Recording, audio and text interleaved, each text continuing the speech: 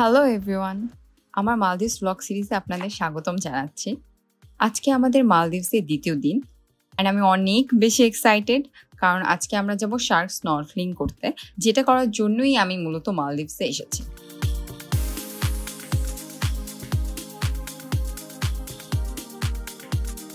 আমাদের বুফে ছিল সকাল 7টা থেকে। আমরা 5 মিনিট আগেই চলে গিয়েছিলাম অ্যারেনা এর সামনে রেস্টুরেন্টে।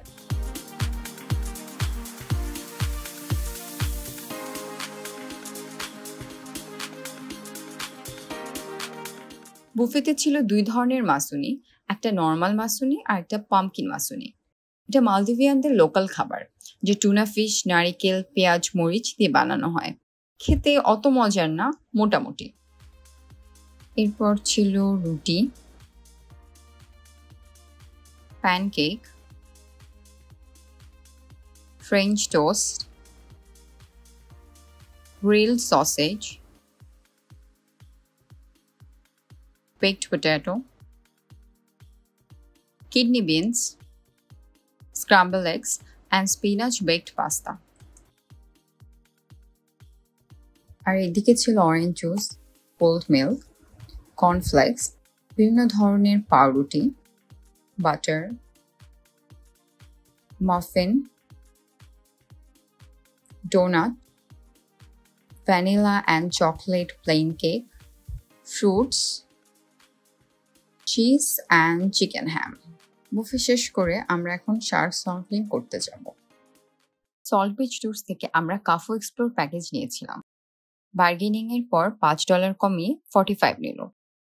এছাড়াও আরো 2টা প্যাকেজ ছিল, নার্সার্ক অ্যান্ড শিপরেক। এই প্যাকেজগুলোর মধ্যে পার্থক্য হলো আলাদা আলাদা আইল্যান্ডে নিয়ে যায় আর একটা অ্যাক্টিভিটি ডিফারেন্ট হয়। ড্রোন শটসের জন্য আলাদা পেমেন্ট করতে হয়, একা করলেই $20 আর কাপলদের জন্য $30। এখানে আমাদের 2 জনের মোট খরচ হয়েছিল $120। 9টা বাজার 2 মিনিট আগে পৌঁছালাম সল্ট বিচে। এখানে পাসপোর্ট দেখাতে হলো ও একটা ফর্ম ফিল আপ করার পর আমাদের স্নরকেলিং গিয়ার, টাওয়েল এগুলো দিল। স্পিড বোটে করে ফার্স্টে গেলাম কোরাল দেখতে। বোট থেকে পানিতে জাম্প করার আগ পর্যন্ত আমি কনফিডেন্ট ছিলাম যে আমার তেমন ভয় লাগবে না, বাট আসলে ভয় লাগছিল।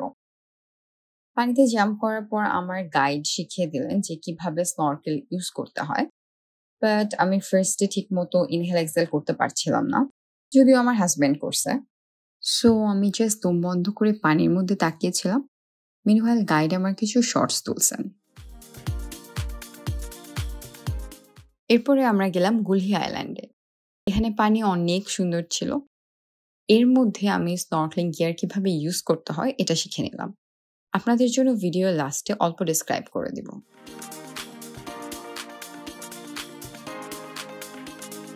এখন ডলফিন দেখার পালা।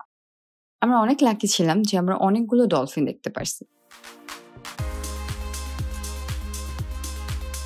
এভাবে বোটের সামনে যেয়ে আমরা ডলফিন দেখছিলাম।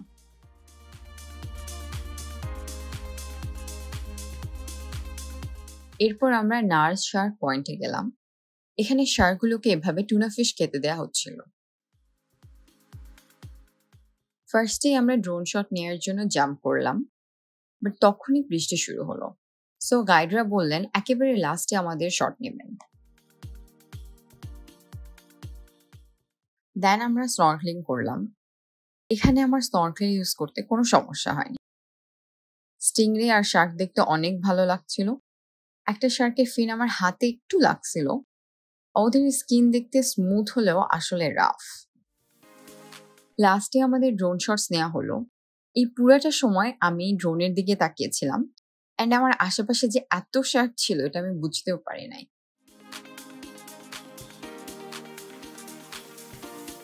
এরপর আমরা স্যান্ডব্যাংকে পৌঁছালাম। স্যান্ডব্যাংকটা অনেক ছোট ছিল। এখানে আমাদের খাওয়া দাওয়ার ঘোরার জন্য 1 ঘন্টা দেওয়া হলো। ছিল chicken fried rice, juice and Apple. 1 ঘন্টা পর আমরা স্যান্ডব্যাংক থেকে হোটেলের উদ্দেশ্যে রওনা দিলাম। 4:45টার মধ্যেই হোটেলে পৌঁছে গেলাম। গাইডরা বললেন রাতে এসে ছবি ও ভিডিওগুলো নিয়ে যেতে। রাতে আমরা সুভেনিয়ার শপে গেছিলাম। হোটেল অ্যারেনা ফুশিয়ার একদম পাশে ছিল এটা। এই ডান সাইডের ম্যাগনেটগুলো ডিসকাউন্টে $3 আর বাকি সব $2 করে। এখানে বিভিন্ন ধরনের ম্যাগনেটস অ্যান্ড কিরিং ছিল, সবগুলো অনেক সুন্দর ছিল।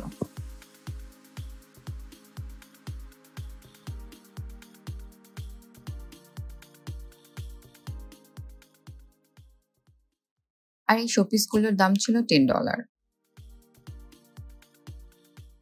সবকিছু দেখার পর আমরা এই ফটো ফ্রেমটা কিনলাম। এটার দাম নিয়েছিল $15। এরপরে আমরা গেলাম পিসে বিয়াঙ্কোতে। এখানে প্রোডাক্টস ভালোই ছিল, কিন্তু একটু বেশি দাম চাচ্ছিল।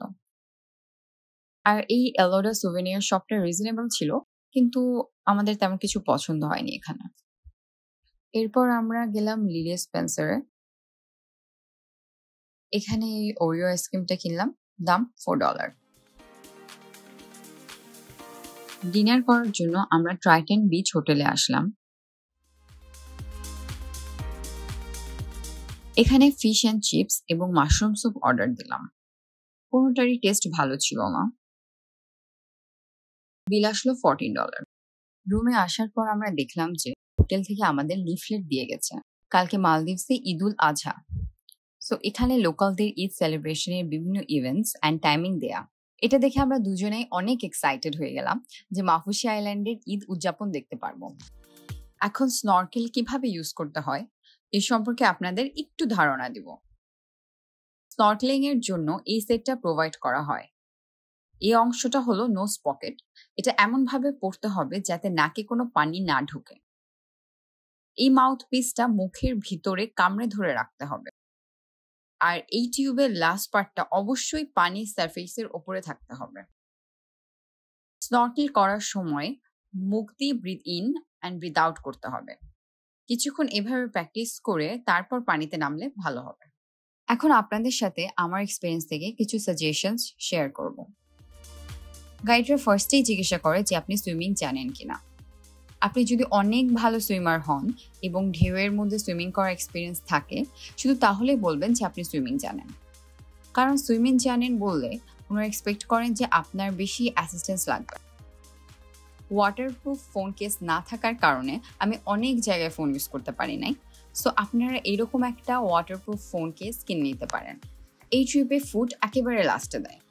যেহেতু বোট এক জায়গায় অনেকক্ষণ থেমে থাকে, কয়েকবার পানিতে জাম্প করতে হয়, সো অনেক এনার্জি ড্রেইন হয়। তাই সাথে খেজুর অথবা ফ্রুট জুস নিয়ে যেতে পারেন। আমি এক্সট্রা ড্রেস নিয়ে গেছিলাম, কিন্তু কোনো ড্রেস চেঞ্জ করার জায়গা পাই নাই। সো পুরো টাইম ভিজে ড্রেস পরেই থাকতে হচ্ছে। এই ট্রিপে আমি জার্সি পরছিলাম, যেহেতু এটা তাড়াতাড়ি শুকিয়ে যায় and comparatively com water soak করে। যারা মালদ্বীপসে এসে শার্ক স্নরকেলিং করার প্ল্যান করছেন, তাদের বলবো যে এখানে আসার আগে অ্যাটলিস্ট একবার সুইমিং পুলে নামা ট্রাই করবেন। সাঁতার না পারলেও কোনো সমস্যা নাই, বাট ফার্স্ট টাইমে যদি সিতে নামেন তাহলে বেশি আনকমফোর্টেবল লাগবে এবং অতটা এনজয় করতে পারবেন না। সোফার এগুলোই ছিল আমার সাজেশনস। আমি আসলে কোনো এক্সপার্ট না, আমার স্বল্প এক্সপিরিয়েন্স থেকে যতটুকু বুঝেছি সেটাই বললাম। নেক্সট ব্লগে আপনারা মাফুসি আইল্যান্ডে ঈদ সেলিব্রেশন এবং আমার ওয়াটার ভিলা ভিজিট দেখতে পারবেন। Thanks for watching.